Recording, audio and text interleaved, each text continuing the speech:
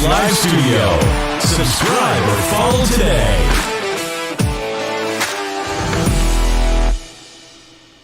Welcome to the big show. Sitting in for Mr. Hebert and running a little tardy is my sidekick tonight, Eric Friesen, and myself, Mr. Michael Thomas Dirsa. How is everyone? We're going to get right after it and talk a little hockey, talk a little Olympics, projected rosters, some, maybe line combos. We'll see what happens. It's been a long time, Mr. Friesen, and it's good to see you. And this is going to be all right. Eric, I think we had a little bit of audio issues there for a second, but I think we're good now. I hope. Okay. Yeah, I'm. You want to get into it? Who you think's gonna make it, or? To the Olympics? Yeah. Yeah. Well, I put out a Twitter poll earlier, and that one was just Oilers specific, if you wanted to go there first. I just asked, how many Oilers players do you think will play in the 2022 Winter Olympics? And I said my prediction was McDavid and Nurse for Canada, Draisaitl for Germany, and Puljujarvi for Finland. Maybe Yamamoto, if he hits it out of the park, will make it in 2026, 4 years down the road. I don't think he's going to get there this time. But, if a guy like Patrick Russell would have stayed with the Oilers, he probably would have played for Denmark. Or not Denmark. Is he Denmark or is he Switzerland? No, it's Gaetan Haas. Gaetan Haas is Switzerland. So either one of those guys probably would have made it as well. But, I would say those are going to be my four: McDavid, Nurse, Draisaitl, and Puljujarvi. How about you? Yeah, I would agree with that. I think Yamamoto, needs to prove that he can do what he did 2 years ago on a consistent basis before he's kind of a Team USA selection. But I think Nurse is on the cusp of being there. I'm not sure he's a shoe-in right now, but probably not a shoe-in, but I think that he's definitely put himself on Hockey Canada's radar with his past. Yeah, I would say this past season, but the past few seasons actually. Yeah, he's definitely in the conversation, and McDavid is pretty obvious. Draisaitl for Germany is pretty obvious. I think he's basically already the best German-born player they've ever had. So I'm pretty sure he'll crack the lineup. He'll probably be the captain. There's going to be some talent around him too. Like Stützle is going to be there. There's a couple prospects, Moritz from the Red Wings. It's going to be, a challenge for them still, but I think that the German hockey program is, consistently getting better. The one name I got the most pushback on, though, was Jesse Puljujarvi, but he actually was tied for the fifth most goals in the NHL by Finnish-born players last season.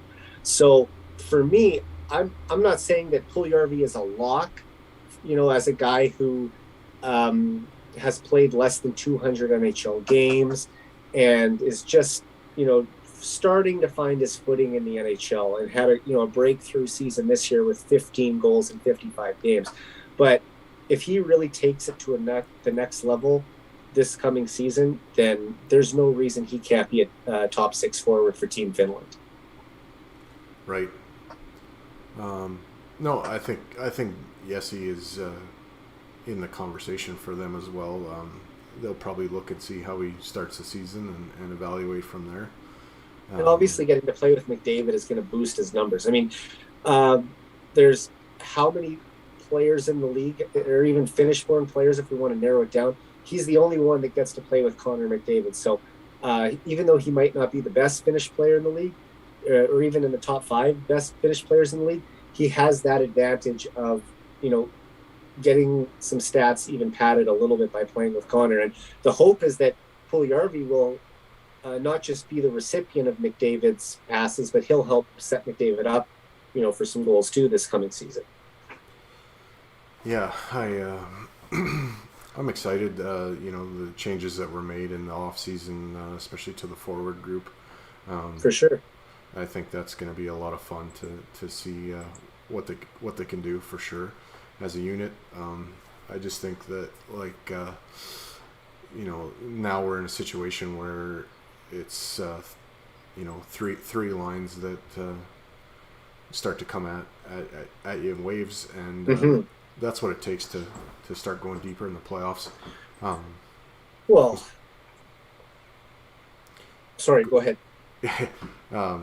Just the thing that's, I think a little bit of concern. I was okay with, I've said this before, I'll say it again. I was okay with the Duncan Keith acquisition. I wish Chicago would have retained some salary on that. Me too. And, if there's another $1.5 million there, I think when it comes to another thing you want to talk about later, I think it makes that more easy to be in that conversation, or a long-term deal with Kyler. So that's my beef, I guess, with the Keith acquisition. But the part that concerns me now is I was really okay with Keith and Larson as a pairing in my mind. I was at ease there because I thought Adam could do some things that Keith can't, and vice versa, and I thought they would have worked well together as a unit. Now to replace Adam Larson, they go to Cody Ceci. So that's going to be a new dynamic, and I guess we're never going to know what it would have been like with Adam and Duncan. We can only speculate. But yeah, and it's tough. The whole Adam Larson thing was kind of out of the Oilers' hands. He apparently wanted a fresh start. The 1-for-1 trade thing was hanging over his head for Taylor Hall. His dad died here unexpectedly of a heart attack. Yeah. I can understand why he wanted a fresh start, but it is frustrating from a guy who, had put in 5 years with the team, and you felt like he was an Oiler and a guy who wanted to continue to be a part of this group. So it's a little bit disappointing to see him walk away, because it makes you think like, well, would they have traded, or would they have let Matt Benning walk a year ago if they would have known this was going to happen? Should they have held on to Ethan Bear? But then again, like we said, the Oilers have now upgraded their forward core. There's all these different situations that are going on. And yeah, I do like how the forward group is looking right now. And I think that having some more scoring threats will take some of the pressure off McDavid and Draisaitl. They're still going to be the driving forces offensively. But if you can have a few guys who can chip in and not make it so that if McDavid and Draisaitl have an off night, the Oilers have no chance of winning, that's going to be huge for this group. And we just have to hope that the defense can hold the fort. Like Duncan Keith is past his prime. Cody Ceci is coming off a career year, but I still think that if Ceci can build off what he did last year, and if Keith can kind of be re-energized by this new start, I mean, that deep pairing could still work out. I think I said this before. I think if the ask of Duncan Keith is to be playing 23 to 25 minutes a night, you're going to be disappointed. But if you can scale that back to 16, 17, 18 minutes a night, that's a lot less shifts, and then you can worry about making them quality shifts instead of quantity. Yeah. And the other thing is, too, we don't know what Evan Bouchard is going to be like. He is the biggest wild card in all of this. I wish I could give proper credit to the guy who put this stat out. I think his last name is Bader. He's from Calgary.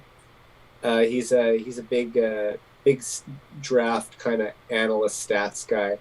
And in his database, it said Bouchard had the 9th highest star potential of any defenseman drafted since 1990. So this is a guy who has the potential to be a superstar offensive defenseman at the NHL level. I mean, we're talking a 50 to 60 point guy in his prime.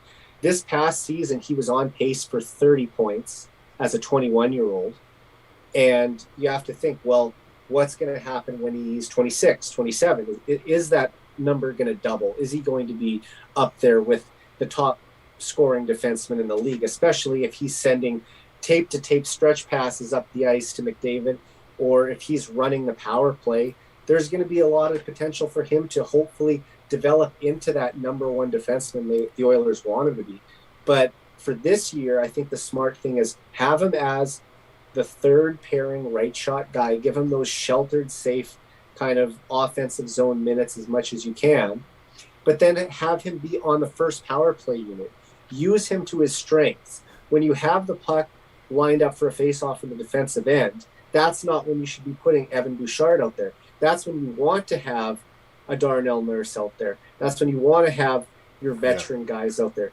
For a guy like Evan Bouchard, don't give him too many of those situations. Give him as many sheltered minutes as you can to get the best possible results out of him.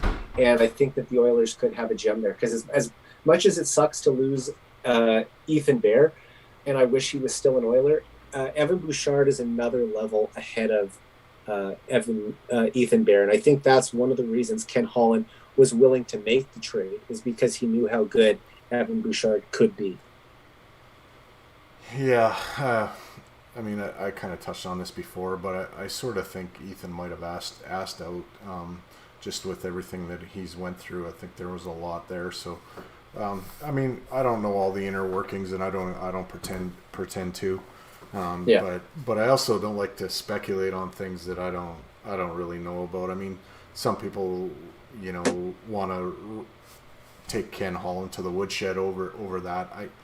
Well, they want to take them to the woodshed over anything. I mean, even signing Devin Shore to what did he get? Did he get $1 million? He didn't even get $1 million, right? He got under $1 million. I think it was $750K or something like that. Yeah, just to be the 12th or 13th forward on the team. I mean, they didn't like that idea. Look, you can talk about analytics all you want, and I believe that there is a use for analytics in just all pro sports in general today, and it should be one of the factors when making decisions as an organization. That being said, if you tell me his analytics aren't great, but I'm watching him in that playoff series against the Jets, and he's one of the hardest working guys out there, hustling after every loose puck, working to dig pucks out of the corners and just compete every shift.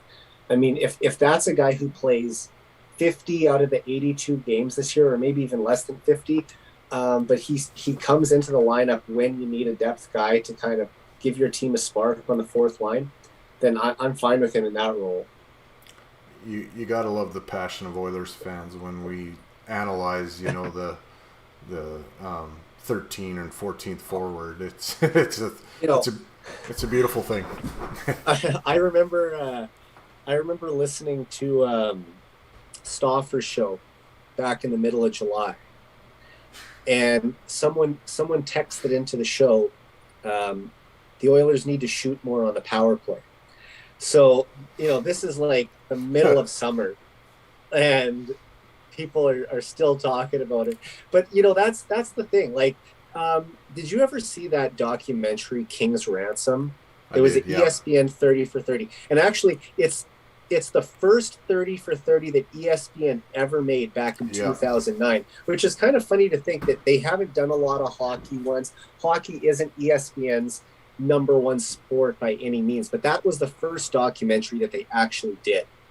And in that documentary, the director, Peter Berg, is on the driving range with Wayne Gretzky. And they're just hitting shots. And Peter asks him, so Wayne, what does hockey mean to Edmontonians? Or what specifically do the Oilers mean to Edmontonians? And Wayne kind of paused for a second. He said, I get asked this question a lot by people in the United States. And the best way I can describe it is, when the Olympic Games are on, and for those 2 weeks, it's the only thing people seem to be able to talk about. That's what the Oilers are in Edmonton 12 months out of the year. So, and if you really think about it, it is true. I mean, even in the dead of summer, we are right now still well over a month away from training camp, and we're doing a podcast about the Edmonton Oilers. I mean, it just shows the dedication that this fan base has, and it's not just us; it's a lot of people who love this team so much. Yeah, there's a rich history, and you can go to that anytime you want to fill time slots. But I mean, people any bit of information that comes out like now, people just eat that. Like, I mean, how many comments about the press release at Rogers today? I think I looked on Instagram and it was over 600. Like, I mean, people are definitely passionate, whether they agree with whatever is being said or not. They're definitely engaged. You know what I'm thinking? Can you imagine if the technology we have today was around in, let's say, the mid to late 80s? Now imagine Twitter the day that Wayne Gretzky got traded. Yeah. Can you just imagine the Twitter storm that would be going on? First of all, I would pray for the Oilers social media manager, because it would just be the most ratioed tweet, probably at least in the history of NHL, but as maybe even the biggest in pro sports. I can't think of something that would get that negative of a reaction. And it would also be tons of comments coming in from fans around the league of other teams who are just chirping the Oilers for it. So it's one of those things where sometimes you're glad that it wasn't around at that time, but now that we're in this world where social media is just so prevalent in our society, it just makes you think, like, man, what not just the players, but the people who run these accounts, these Instagram accounts, these Twitter accounts for the pro teams, what they have to read and deal with on a day-to-day basis. Yeah. I think I'm glad that social media wasn't a thing in the 80s, because the Oilers then lived a different lifestyle, right? And I don't know if everything they were doing, you'd really want to know about it. I think it might have affected their whole existence, really. Like, I mean, think about the NFL or NBA or any other pro sports leagues, Major League Baseball. What if camera phones were around 30 years ago and it caught everything? Would there be a lot of former athletes who would be in legal trouble with stuff that might have been happening, but just in a time when not everything was captured with picture or video? Yeah. It just makes you think. Like, I'm not just saying, like, obviously, there's been some talk about what went on with the Oilers in the 80s and that they played hard and partied hard. I'm not there. I'm not going to throw anyone under the bus or speculate. Like, these are all my heroes. So word of mouth is just word of mouth. But I'm just saying, like, I think because they were the champions, because they were the best team in the league, sometimes they might have got the most focus, like, oh, let's try and tear down the Stanley Cup champions. But I bet if you went around to every organization in the NHL 35 years ago, there was some shenanigans going on. Yeah. It kind of gets back to that same thing. Like, when you become a dynasty, then people start wanting to see it fall. Yeah. The Oilers had that. The Chicago Bulls back in the day had that. It's kind of the nature of the beast. Like, people. Once you reach the top of the mountain. Yeah, people can't stand a winner. No. Once you reach the top of the mountain in any aspect of life, whether it be movies, music, any form of entertainment, wherever you're a public figure, if you are the best, if you reach the top, you are going to have a lot of haters. It just comes along with being great, right? I mean, you can look at any big band who they're going to have tons of fans, but they're also going to have plenty of haters too, right?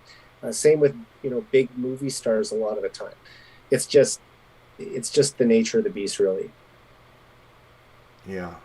I was going to ask you, did you have a potential or idea of Team Canada roster? Did you want to? Yeah, I do.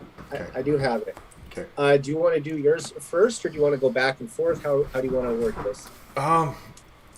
Yeah. I guess we could kind of go back and forth. Like, you could say who your projected top line is, and. Okay. Yeah. Sure. Do you want to work our way from the third pairing defense up to the top line, or do you want to work the other way? Yeah, it's whatever you want to save do. the best. We can either save the best for last, or we can start with the top guys who are more obvious and work our way down up. Either way is fine with me. Yeah, I think the bottom up idea is probably good. Why don't we go with goaltenders then? Okay. So from how I understand it, Canada is allowed to take 25 players to the Olympics, but obviously, you can only have 20 guys in a starting lineup. So I didn't write down my taxi squad or anything, but we know Canada is going to take 2 extra forwards, probably 2 extra defensemen, and a third goalie. If I'm going for my 2 goalies, I'll go with my backup goalie, who will be, as of right now, my backup goalie will be Marc-Andre Fleury, and my starting goalie will be Carey Price. Yeah, I think I'll flip that just because I'm not sure what Price's injury situation is going to be come that time. So I'll put Marc-Andre Fleury as my starter and Carey Price as his backup. Yeah, and the other thing we have to think is this is, if I'm not mistaken, this will be Fleury's first time playing in a best-on-best international tournament. I don't think he's ever played at an Olympics before, in 2010 or 2014, unless I'm wrong on that. I might have to Google that. But he might have been at the 2016 World Cup of Hockey. So I'll have to check that. But Carey Price has obviously been with Canada before and was the starting goalie in 2014 when they won gold, which was Canada's the last Olympics where there was best-on-best competition. I think it's kind of interesting that you've got 2 guys who are, I guess by the time the tournament rolls around, Price will be almost 35 and Fleury will be almost 37. So they are 2 older goaltenders. But as we've seen, age doesn't really matter that much if you're the best that the country has to offer. I mean, look at Mike Smith, 40 years old and still performing at a high level. And he's even several years older than those guys are. So I'm not too worried about taking a couple veteran netminders into the Olympics, especially ones who have experience. Yeah, I guess the only concern is how healthy is Carey Price going to be for me. But if he comes back good as new, then I have no concerns over him. So they usually take another goalie. Who did you think was going to be that guy? I mean, depending on how things go, it could be Carter Hart. I mean, he's the new young up and comer. I know Dash also mentioned Darcy Kemper as an option that he wanted to talk about. And I mean, I would love to see that too, because I don't know if you knew this, but I knew Darcy as a kid. And his family actually grew up just a 2-minute walk from where my parents lived. So, we played soccer and hockey together as kids and everything. And, that would be cool. I actually wanted the Oilers to trade for him this summer before Colorado grabbed him. But no, I think he could be in the mix. I think I've heard Mackenzie Blackwood in the mix too. But I mean, realistically, Price and Fleury should be the guys. Yeah.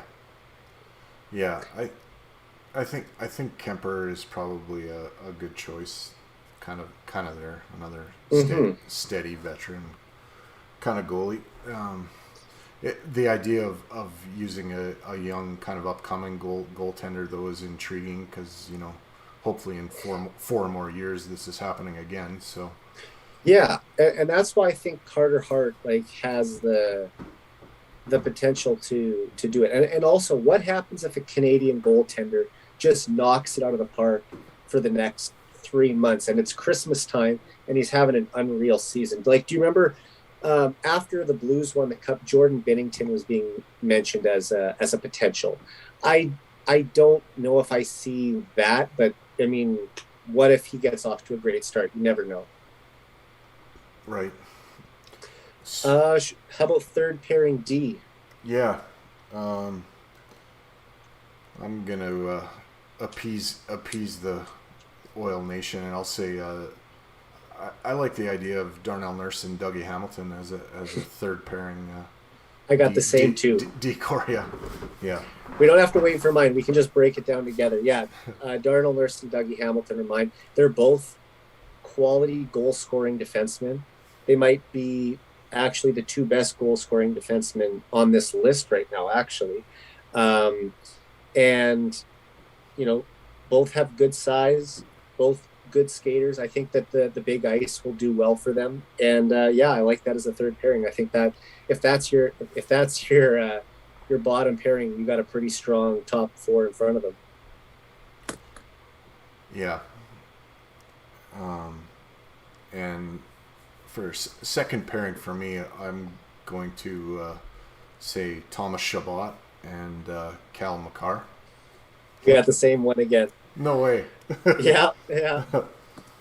Oh boy. How do I do this? Oh, I can't reveal. Chabot McCarr.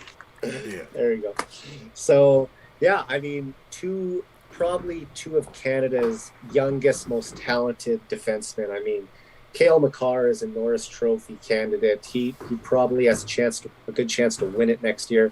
Thomas Chabot is a stud too for Ottawa. It's just going to take that team a little longer to rebuild, but he's an absolute beauty for them. I just think that those two guys would be perfect together. Righty-lefty combination. Can't beat it. And top of the heap for me, I guess, is going to give kudos to the Vegas Golden Knights. I'm going to go with Shea Theodore and Alex Pietrangelo. Well, for anyone who saw my sheet of paper, we had the same. So that we went 6 for 6, the exact same 6. And no, Mike and I did not plan this ahead of time. Nope. We're finding this out on the fly here. And you got that built-in chemistry from two guys who play on the same team. It just makes sense. Those two are pretty elite defensemen, and I have no doubt that that will probably be Canada's top pairing at the Olympics, barring injury. Okay. So I guess fourth line. Yeah. So when it comes to fourth line, Mm-hmm. I think I do like the idea of Yanni Gourde, Mitch Marner on right wing, and Ryan O'Reilly on left. Okay. Let me bring up mine here. I can find it on my phone now because I was working on this today. I want to go with,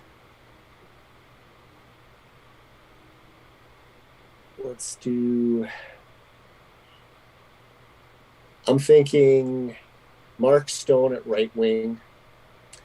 I'll do Ryan O'Reilly at center and throw Steven Stamkos at the other wing. So like Stamkos, O'Reilly, and Stone. Very good. And Stone's an interesting guy because he's such a good goal scorer and volume shooter. He could end up being on the fourth line, but first power play unit. If they really want to maximize his skill set. I think for third line, I want to use Steven Stamkos at left wing, okay. Mark Scheifele at center, and Braden Point on right wing. Okay. Sorry, say your three again. Steven Stamkos left wing, Mark Scheifele at center, and Braden Point on right wing. Okay, the only thing I have different is I have Matt Barzal in there with Scheifele and Point, as I've already named Stamkos. I think Barzal, he has such great speed. Might be the second best skater on the team after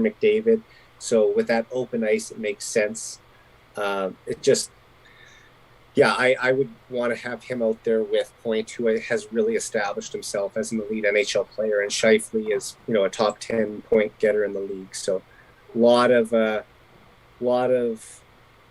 good options there to say that that's your third line. And Scheifele could end up playing, higher in the lineup too. But there's just so much talent that I think even if he's the third line center, you're in pretty good shape. And my list is similar to Craig Button's, but with a few tweaks. Okay. Yeah. So my second line, I would have Brad Marchand on left wing, and I would put Patrice Bergeron at center, and then I would use Jonathan Huberdeau. I'd put him on right wing on that line. Okay. Yeah, I mean, a lot of talent there. And I mean, we have a bunch of the same guys, just in different orders, I think. For me, it just makes sense to keep the Bergeron, Crosby, Marchand line together. They've played together in the past. Basically, I think going back a decade or more, like almost 15 years back to the 2015 the 2005 World Juniors, I should say, the best World Junior team ever. I mean, this is a pretty lethal duo of three guys who've won Stanley Cups. They've been on deep runs. There's a lot of veteran experience there, a lot of skill. Despite being in their 30s, they're all still very productive players. Marchand was third in league scoring this year. Crosby was right around 10th, I believe. And Bergeron just had a 70-point season a couple of years ago. So, I mean, if that's your second line, you're in really good shape. Can't argue, but my top line, I'm a little older than you, so I've watched, the Canada Cups and all that, and Mario and Wayne playing together. So my top line, I'm going to run Connor McDavid at left wing, Sidney Crosby at center, and Nathan MacKinnon on right wing. And look the F out. And I see what you're kind of referencing. I think this is sort of a throwback to the 1987 Canada Cup when Gretzky took Lemieux under his wing. And he sort of was a mentor to him. And just, not that Lemieux ever lacked the talent, but Gretzky just kind of showed him how to win and showed him, what it took. And Mario Lemieux has spoke about how important that month or 6 weeks that he was with Wayne preparing for the tournament, playing in that tournament, was for his career. So I see what you're saying there, and I do like the idea of having McDavid play with Crosby. I mean, that was McDavid's childhood hero. And then you look at a guy like MacKinnon, who trains with Crosby in the offseason, both being East Coast boys. That would be a very deadly line. I think that will be Canada's first power play unit. But for my first line, I'm going with Jonathan Huberdeau on left wing, Connor McDavid at center, Nathan MacKinnon on right wing. And it could switch from McDavid to the wing as well, because we know Canada always loads up with way more centers. They don't take a lot of wingers. They can just put centers on the wing. But maybe you want to use McDavid as an outlet, just to kind of break down the boards and create scoring chances off the rush, and don't give him the responsibility of being a center. And you got a guy on the opposite wing that can almost keep up. So it would be an interesting dynamic for sure. Yeah. I mean, it's two superstar players playing alongside the best player in the game. I mean, that line is going to cause headaches for whoever. I mean, I looked at Canada's schedule on Wikipedia, or at least who's in their pool. Now, this could change, and Wikipedia isn't always the best source, but it has Canada's 3 round robin opponents as USA, which is an incredibly difficult game. That could go either way. I would give Canada the edge still, though. Germany, who is an improving club, but still not considered a hockey power by any means. And then they've got China, who will have no NHLers playing for them as the host country. And I try to imagine what the Chinese defenders, who are not NHL caliber defenders, are going to do when McDavid and MacKinnon come storming down the ice with the puck.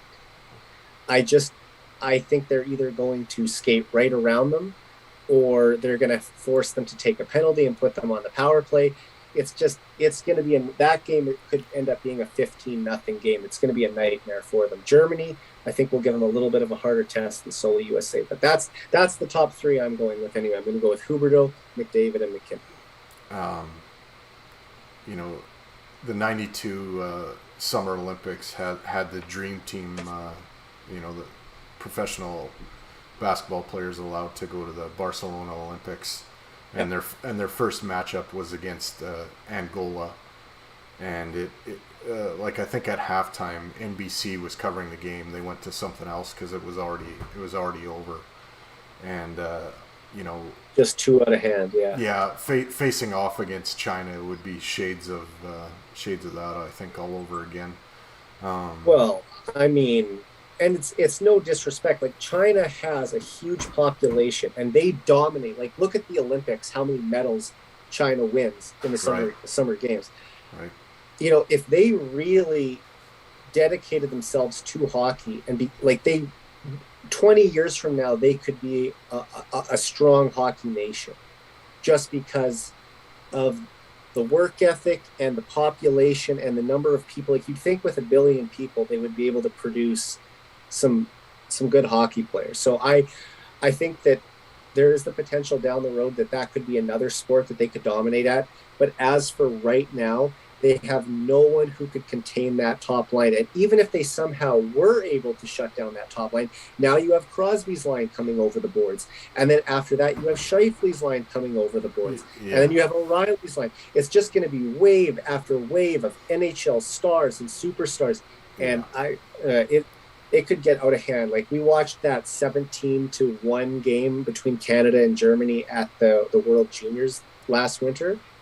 I mean, I wouldn't be surprised if we get another one of those games. I don't want to jinx anything by saying this, but I think a 15-0 game is being generous. I wonder what the over/under will be, because there's single game betting coming to Canada now. I don't know if it's been implemented yet or not, but I remember seeing the news story that it's not. We don't just have to do parlays anymore, and I wonder if you were going to bet that game, what the over/under would be. Right. Like would you if they set it at 10.5.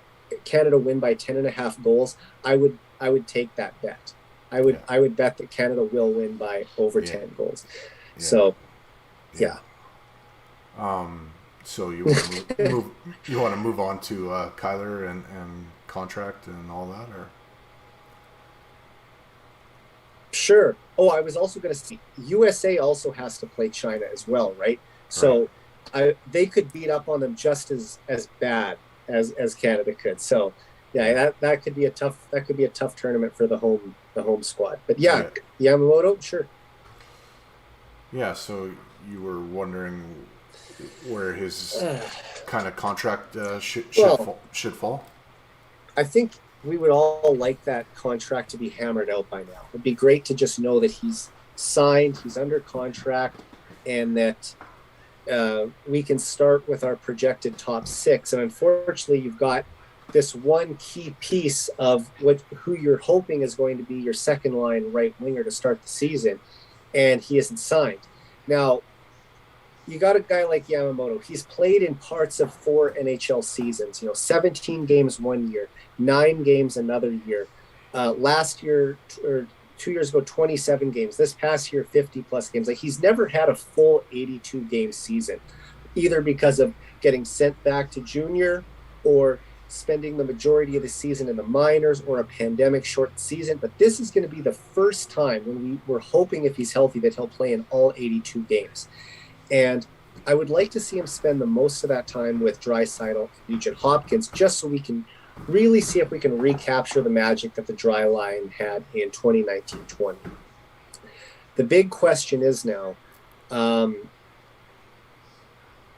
what is he worth? And if you look at him from 2 years ago, you would say, well, that guy is probably worth $4 million because he was a point-per-game player, even if it was a small sample size. when you look at this past season, he was snake bitten for most of the year. He couldn't find the back of the net in the last few months of the year, and just the offense was not where they expected it or needed it to be from him.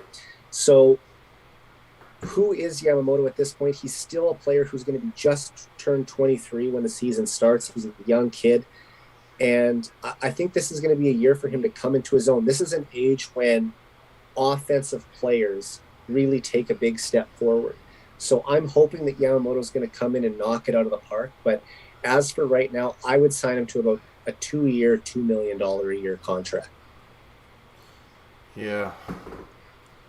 I'm thinking the organization always tries to go on go lower, but oh yeah. I wonder what, like, they had to tender a qualifying offer to him, right? And I wonder where just that, to keep his rights, yeah. Yeah, I wonder where that fell at. But that's not what they knew. They weren't going to sign him at that. You were just doing that to, like, just to make sure the rights were retained. Right. And now that was just a paper transaction. Now we're digging into the nitty gritty of the deal. I just wonder what that number actually was. If that was $1 million, then are we, going up to $1.5 million, or they probably did it. I don't want to say as low as they could possibly go, but closer to the minimum requirement. And that was just, okay, well, we'll settle this down the road, but we just want to make sure that we've got your rights locked up for now. Yeah, it's going to be interesting to see what the next couple weeks hold, but I really hope this doesn't linger into September. I just, you want to get this contract done. Yeah. Know who your top 12 forwards are going into training camp, or your projected top 12 forwards anyway. So Dash says in the Periscope chat there, he said Yamo had no leverage, no ARB rights, and is very inconsistent. No way he'll get more than $2 million. I think he meant to say AAV, but yeah, I'm thinking that they're gonna try to be in around $1.5 million for some reason. That's kind of what my head says. Well, maybe they do a 1-year deal then. Maybe I think Yamamoto might be willing to bet on himself if it was a 1-year contract. For him to go 2 years at 1.5, he might say, now I'm giving up a couple more years of my mid-20s at a pretty low salary. I would say do it. Bet on yourself. Take a 1-year, $1.5 million deal. Have an outstanding season playing with Draisaitl and Nugent-Hopkins. Maybe get a little bit of power play time sprinkled in there. And when it comes to your next contract a year from now, then you'll have a bigger payday. Yeah, he needs a bounce back year. Absolutely. For him to be playing hardball in a negotiation where he's coming off kind of a ho-hum kind of year, it's bad timing for him. So yeah, maybe they just pencil in a 1-year deal just to get it solved and get going. Because I could see that. We've seen this from other players around the league when they miss camp and then they miss some time and then they have another bad year. So I hope he doesn't want that. Yeah, you don't want to have him miss any time at camp at all. So let's hope that doesn't happen. Yeah. What's the guy from Toronto there that a couple of years ago he was out and they kind of Nylander. Yeah, the William Nylander comeback. He had a really bad award with Jason Strudwick and Gregor. They always talk about that and make jokes about it. But he had a tough go after he came back. So yeah, I don't want Yams to be in that same spot. Right. Well, is there anything else we wanted to touch on tonight, Mike? I think that's probably good for a night. Yeah, we're just under 53 minutes, and it's a good length. Yeah. So I guess if you've got a final word, I'll say mine after. And yeah, I just want to say thank you. We appreciate everyone here watching the Heavy Hockey Network, all the podcasts on it.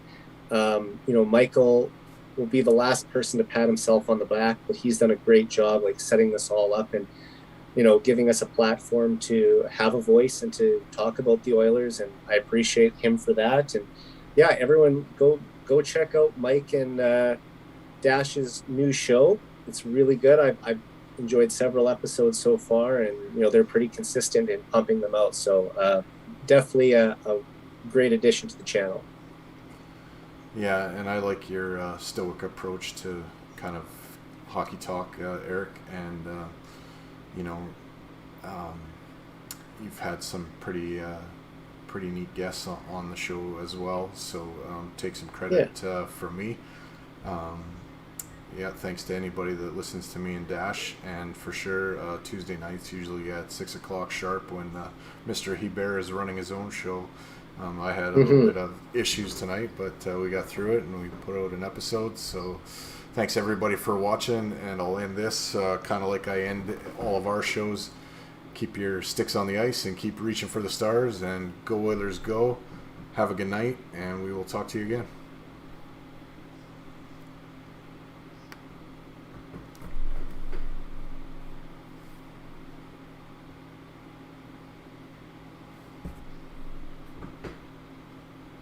Good night, everybody.